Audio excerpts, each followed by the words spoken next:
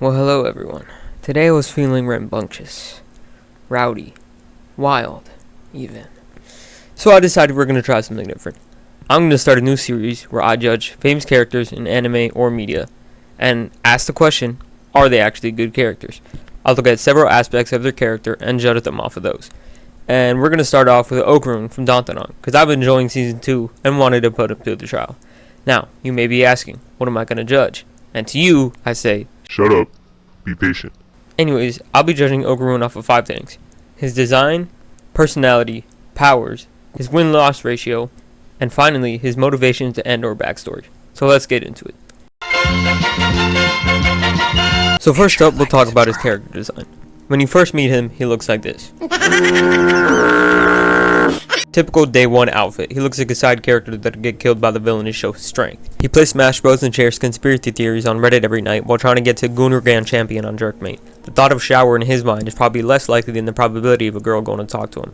That being extremely low. I give this one like a 5 out of 10. Later on, he does change his hairstyle a little bit after he changes his hairstyle after being thrown in the pond at Momo's house.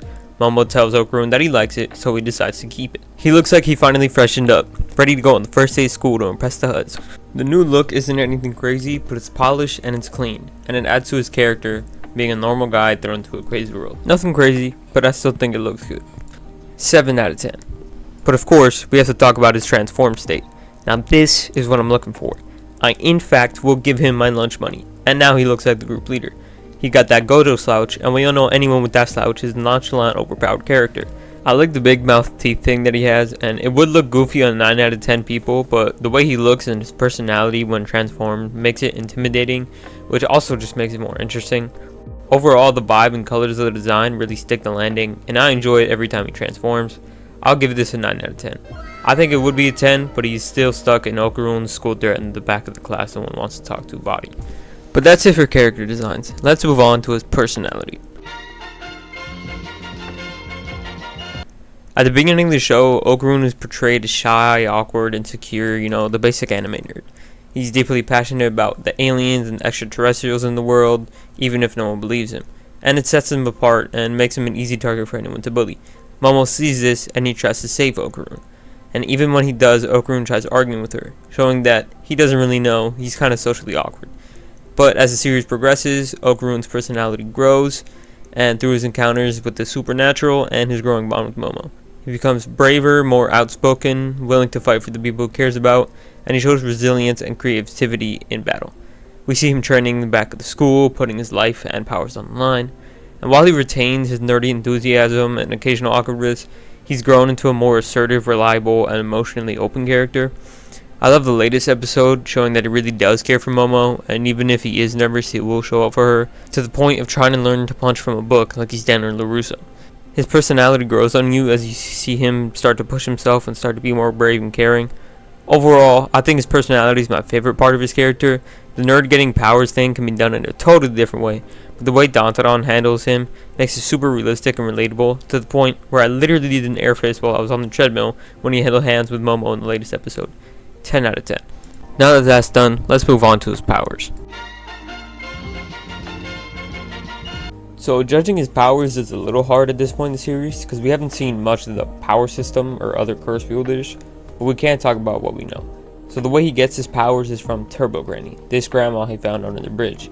She looks like the average hobo who swears Obama is an alien and here to steal all your information. To get the powers, his balls get taken from the grandma like she's your average Minecraft YouTuber. With this, Turbo Granny curses/possesses him. At first, Momo has to use distracted powers to stop the curse from completely taking over, but he slowly gains control over it. His powers basically give him the Super Soldier Serum and the ability to run really fast with an overall stat boost. He obviously transforms and changes personality as well. He's only able to use it for a limited time and it hurts him afterwards, which is a very interesting concept because he isn't overpowered and he actually does have to be strategic and careful with how he uses his powers, which makes fights a lot more interesting. He's basically like Sung Jin Woo if he was actually a good character. It's very versatile as well because of the overall stat boost he gets. It's the average protagonist straight hands kind of approach like Yuji or early Deku, but I think the personality and the outfit change really makes it interesting, even if the demon inside me giving me powers trope has been done a lot. So I'll give it a strong 8 out of 10. Nice. Now that that's done, let's move on to his win-loss ratio. So Okarun at this point in the series hasn't been in too many fights, but let's talk about the ones that he is in. His first fight is against Turbo Granny, and this one he technically does win against Turbo Granny, but he does get possessed and Momo has to help him control the power. He also gets his ball snatched. But he does fight against the crab thing later on and gets his rematch, and with the help of Momo, they do beat her. His next fight is in Momo's house where they come against this sumo guy. He does almost lose, but Momo eventually comes up with a great plan to stop him, and they win. But Okarun as an individual, I think, does lose this one. The fight after that is with Acro Silky. So when Okarun fights with Silky, he does get help from Momo, but they do eventually stop her with good strategy and use of powers. So I'll definitely count this one as a win. Hooray! Moving on to season 2, and he fights the Grandma Gray people. Yeah, this one's low-key a little embarrassing. Gigi and Okarun go into Gigi's house, and they encounter the gray, old, creepy people. They go into Gigi's house, and they threaten Gigi and Okarun, and they're taken by surprise, and they get jumped and get their ass handed to them. When Momo comes to their house, she opens the door and sees them on the floor, tied up, and with no clothes. How did they take their clothes off? This was low-key embarrassing for the both of them. Yeah, I know he doesn't transform, but I think it still counts as a definite loss.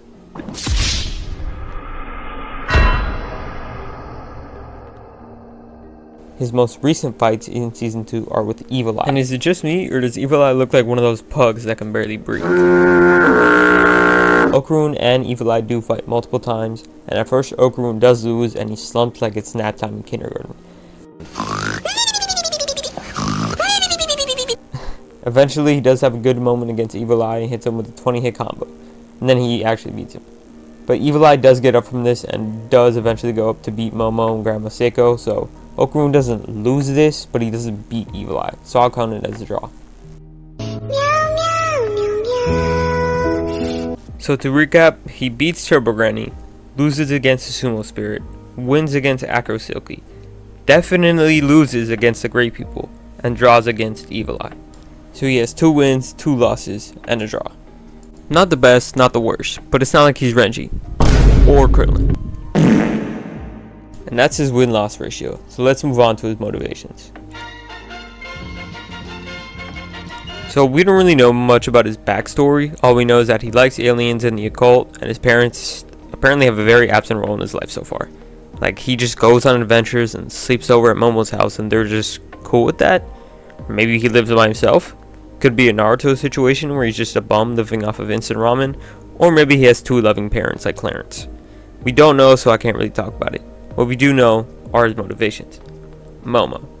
Some people may say Momo basically being his only motivation is bad, but I think it makes sense because his character was a bum 2 weeks ago, and Momo was the only person who was with him from the beginning. So I think it's actually a great reason to be motivated and drives him as a character. As the show progresses, him and Momo's bond grows, his bond with the other characters also grow. Gigi and him definitely being a highlight as they grow into good friends. So I think Okarun will grow into I want to protect everyone instead of I want to protect Momo. But his bonds with Momo is so good that I think it makes his character so relatable and honest. Because of that, I'll give his motivations a 7 out of 10. I think as he grows bonds with other people and maybe we actually get a backstory, it'll definitely go up. So it has potential, but for now, it's solid. And that's everything that we have to analyze, so let's move on to the final verdict. So now that we have analyzed all of Okarun, what is my verdict? Drumroll please. He passes. I definitely enjoy Okarun. I think he's a great, relatable, and funny character. He has some opportunities for growth in the future, so I can't wait to see him later. Definitely one of my favorite characters in DanDaDan, even if he isn't conventionally cool and he's still kind of a weeb. But that's what makes him so relatable. And in the latest episode, we see Okarun acting on his want to protect him and his friends.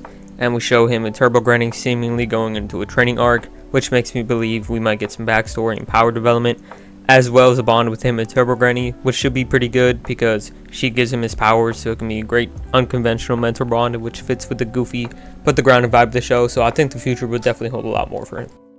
So that's all I got for today's video. Hope you guys enjoyed. Let me know what other characters from DanDaDan or maybe other shows you want me to analyze. Have a good 24 hours. Make sure to like and subscribe.